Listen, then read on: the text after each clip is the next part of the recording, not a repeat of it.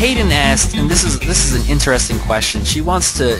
They run a weekly meeting for their staff, and she's wondering, how can she keep you guys appraised of things that are happening within their company? Let's say they bring on a new client. Well, obviously there's an onboarding process for new clients, but if they have information on certain clients, how would they get that information to you guys?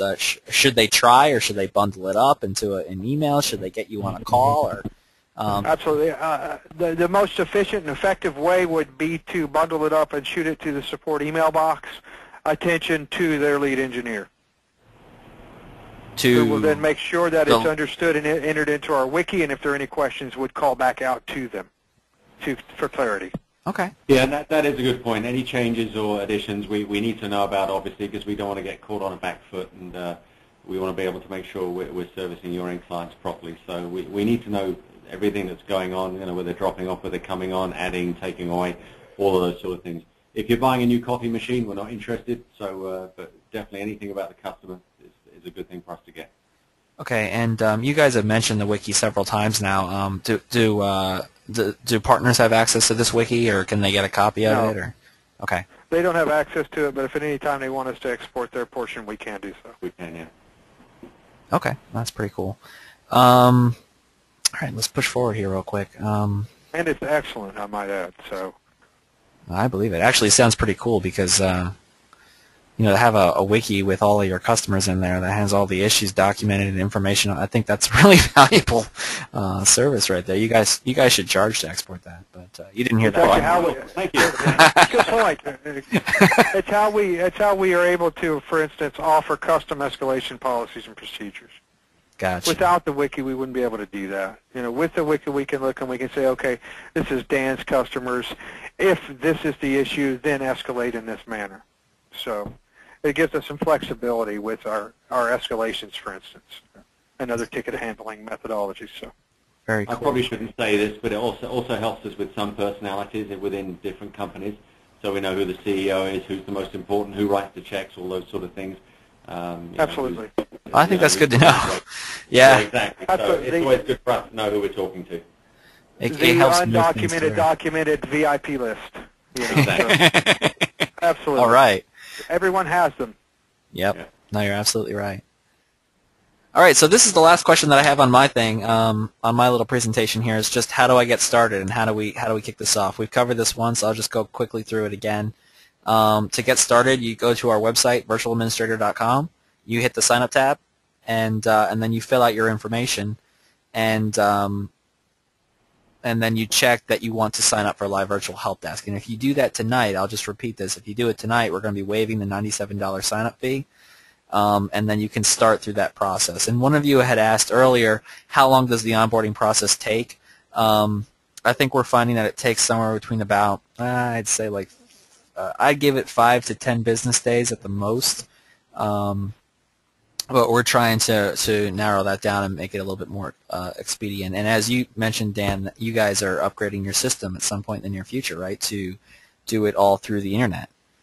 That's correct. The onboarding in the very near future will all be done through, instead of the Excel spreadsheet, that information will all be self-entered by the clients online and go straight into a database and come out of it formatted for the wiki.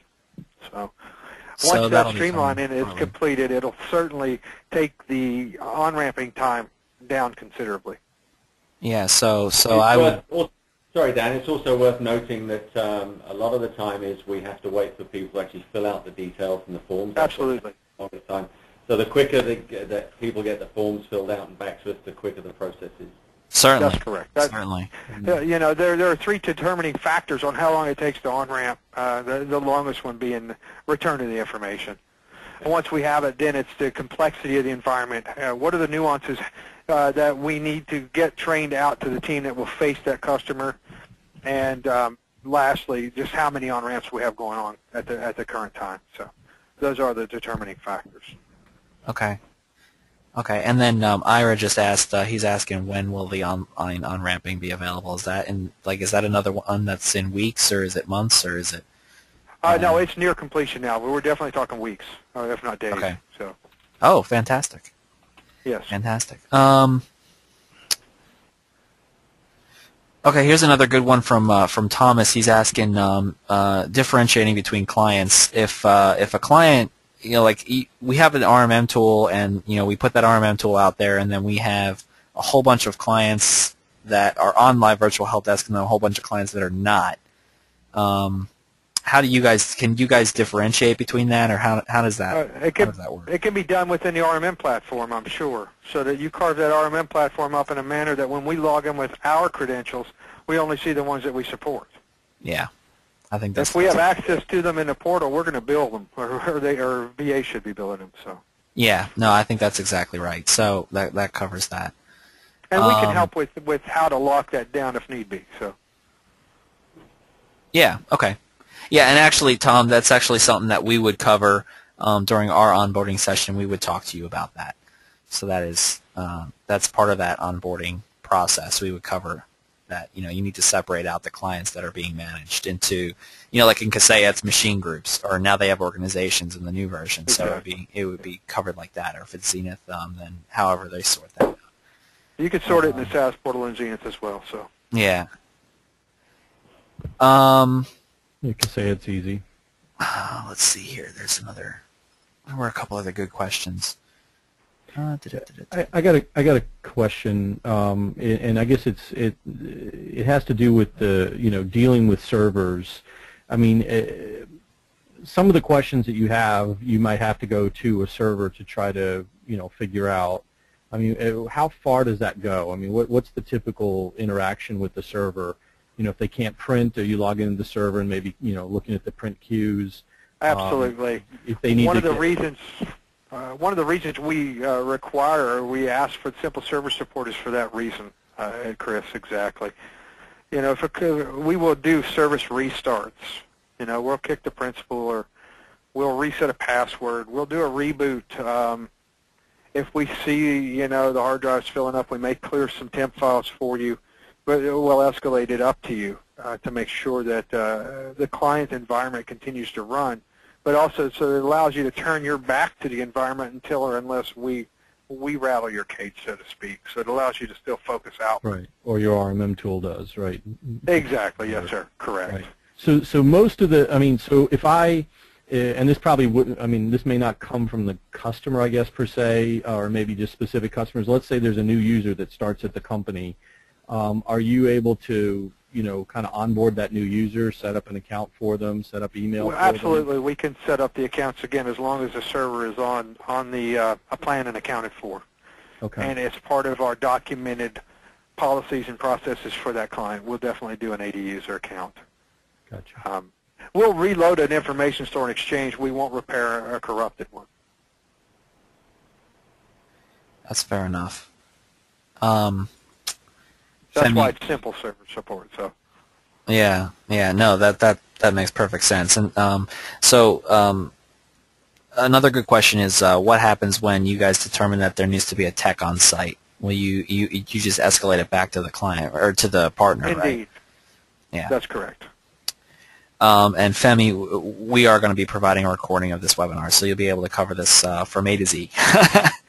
Now, one caveat to that, if the partner has a third-party vendor they use for on-site truck rolls, if that is part of our escalation procedures and policies and we have that information in our wiki, we'll escalate to that third-party vendor as well. So, again, allowing the business owner or leads for the VARs to focus outward.